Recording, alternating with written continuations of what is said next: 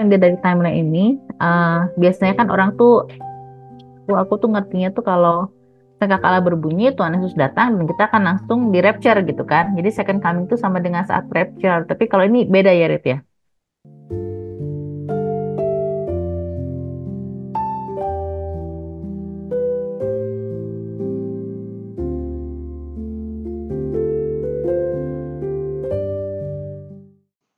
Halo semuanya, salam sejahtera, dan semoga semua dalam keadaan sehat. Selamat berjumpa dalam Grace for Indonesia. Nama saya Rita. Saya dan teman-teman adalah bagian dari kelompok sel yang bernama Sola Gracia Life Group. Kami berasal dari gereja yang berbeda-beda, dan kami berkumpul secara rutin dari tahun 2014. Di Life Group ini, kami sama-sama belajar firman Tuhan dan membahas hal-hal simpel dalam hidup kami sehari-hari. Bagaimana menghadapi tantangan hidup, dan kami saling mendukung satu sama lain. Dan kami melihat dan merasakan bagaimana Tuhan bekerja luar biasa dalam kehidupan kami, mengubahkan kami dan mengubah keadaan kami secara luar biasa. Awalnya kami berkumpul secara offline, tetapi sejak pandemi komsel kami menjadi online, tambahan lagi beberapa anggota kami pindah ke luar negeri. Jadi memang lebih mudah pertemuan online. Kemudian timbul ide untuk merekam sesi live group kami dan membagikannya kepada kalian semua, supaya kalian juga bisa mengerti dan mengalami kebaikan-kebaikan Tuhan. Dalam setiap pertemuan live group, kami punya satu topik bahasan, dan setiap topiknya kami bagi menjadi beberapa sesi video. Kalau kalian punya pertanyaan seputar topik yang kami bahas, atau ada topik menarik yang ingin kami bahas dalam pertemuan selanjutnya, ataupun kalian memiliki prayer request untuk didoakan, silakan masukkan dalam komen. Kami berharap apa yang kami sharingkan bisa memberikan semangat dan pengharapan, karena kita punya Tuhan yang luar biasa. Kalau video ini memberkati kalian, tolong di like, subscribe, dan di share, supaya menjadi berkat juga buat banyak orang. Terima kasih, Tuhan Yesus memberkati.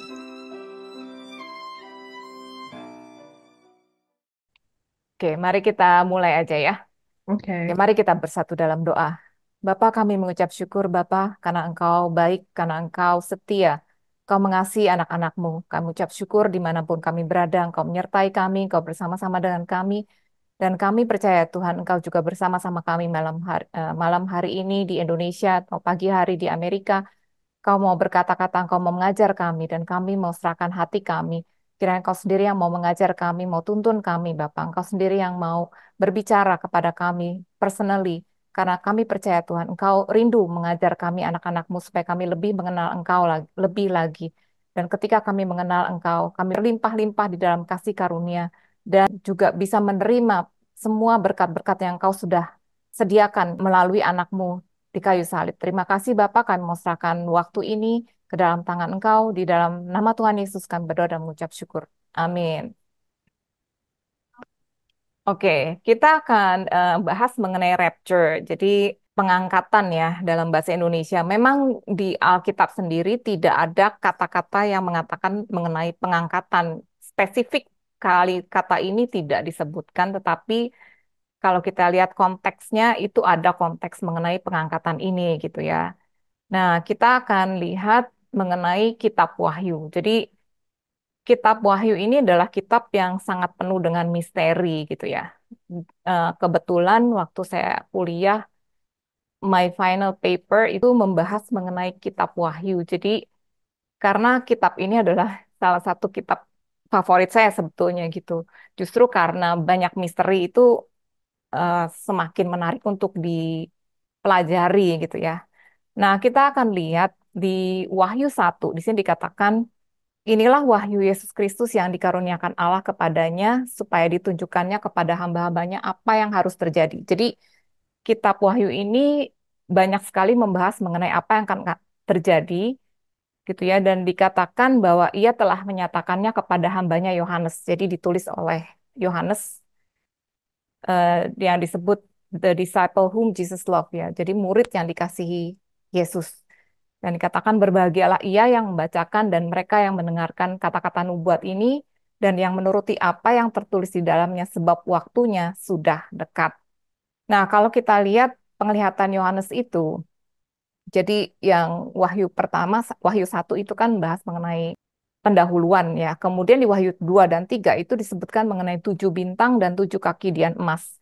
Jadi kalau kita lihat kitab Wahyu, itu mesti betul-betul kita melihat itu sebagai suatu gambaran ya. Jadi banyak sekali simbol-simbol dan kita mesti lihat pertama kali konteksnya bicara tentang apa dan kedua simbol itu apa sih arti simbol itu gitu. Jadi paling bagus itu kita melihat Bible should interpret the Bible. Jadi apa sih arti simbol itu gitu ya. Seperti misalnya perempuan.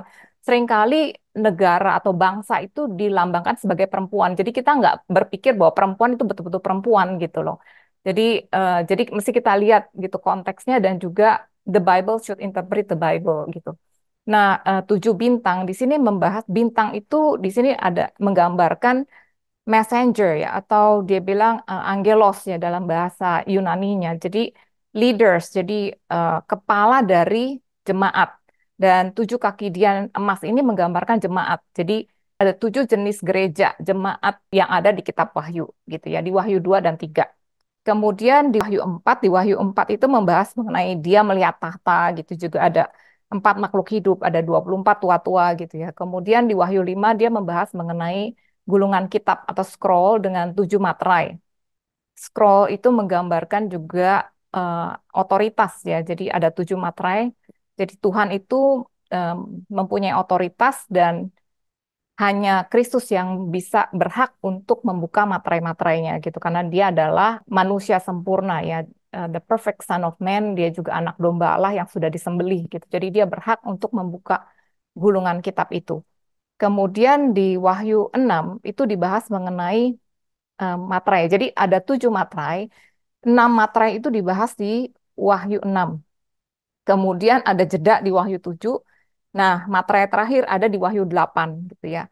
Setelah itu selanjutnya itu membahas mengenai ada 7 sangkakala, ada 7 cawan malapetaka gitu yang menggambarkan Great Tribulation atau penganiayaan besar atau kesulitan besar gitu ya dalam bahasa Indonesianya. Nah, ini ada beberapa pandangan Kristen mengenai masa Great Tribulation dan juga mengenai rapture atau pengangkatan gitu ya.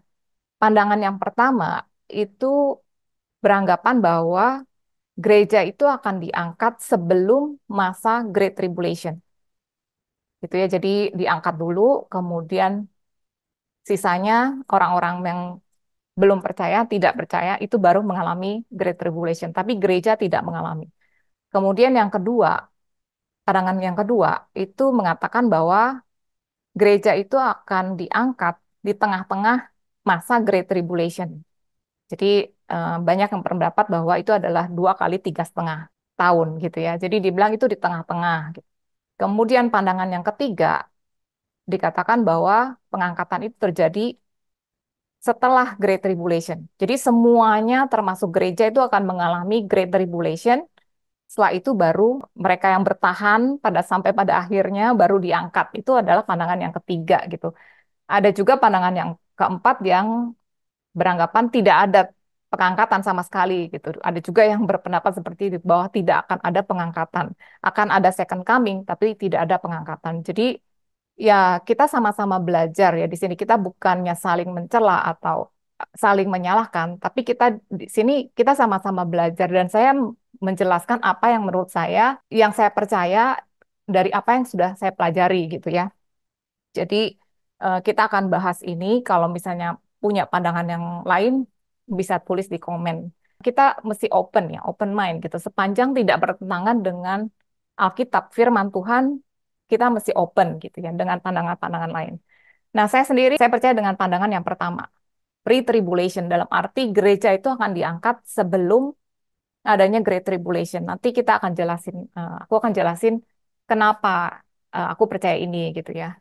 Jadi kita akan lihat ini yang aku percaya timelinenya. Jadi ada first coming, jadi Kristus itu sudah datang pertama kali, dia sudah mati, disalibkan, bangkit pada hari ketiga gitu ya. Kemudian ini saat sekarang kita adalah saat pre-tribulation atau dia juga bilang yang tribulation ya, tapi belum Great Tribulation. Nah, sebelum adanya Great Tribulation, kita akan diangkat. Jadi siapa yang diangkat nanti kita akan lihat juga gitu ya. Jadi ada pengangkatan dari gereja Tuhan sebelum Great Tribulation, setelah itu baru Second Coming, kemudian ada masa milenium, setelah itu ada last judgment, iblis itu dihukum selama-lamanya, baru ada New Jerusalem-nya. New Jerusalem coming down from heaven gitu. Nah, kalau kita lihat kitab Wahyu, itu yang saya pelajari itu timeline-nya seperti ini. Jadi tadi kita udah bahas Wahyu 1 sampai Wahyu 6 ya.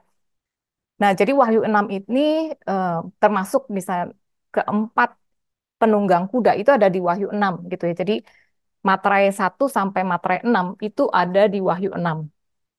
Jadi pada saat sekarang pun itu sudah terjadi gitu. Nah, Wahyu 7 dan Wahyu 14 itu saya percaya itu menjelaskan mengenai rapture atau pengangkatan. Karena kalau kita lihat di Wahyu 7:14 itu dibilang bahwa begitu banyak orang gitu ya berkumpul bersama-sama memuliakan Tuhan gitu.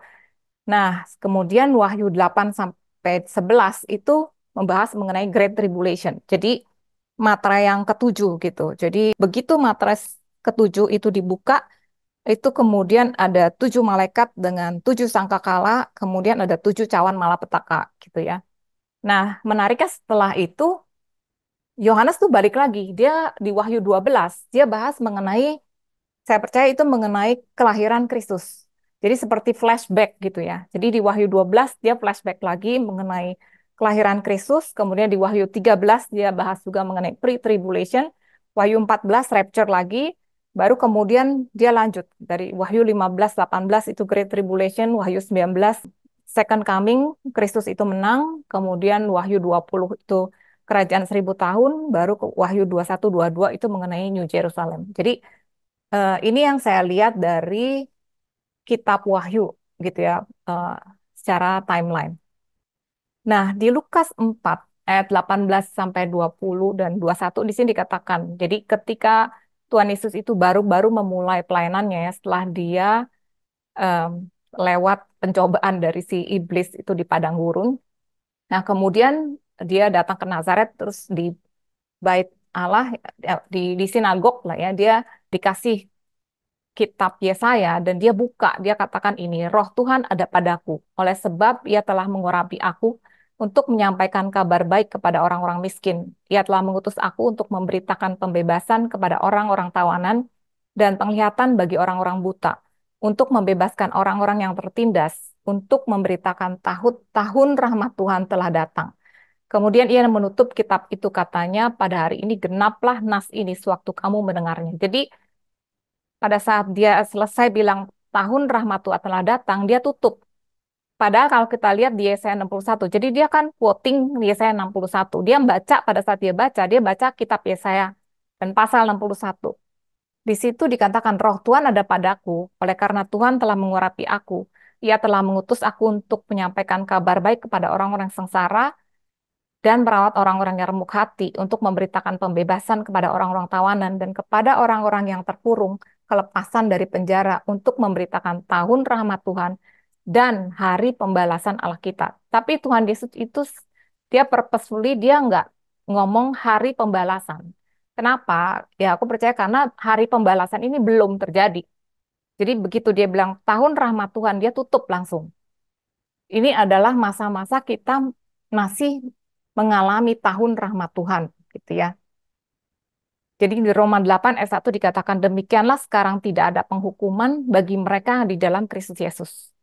Jadi kita orang-orang percaya, saya percaya itu tidak akan mengalami penghukuman, tidak akan mengalami hari pembalasan gitu, the great tribulation, hari murka Tuhan gitu.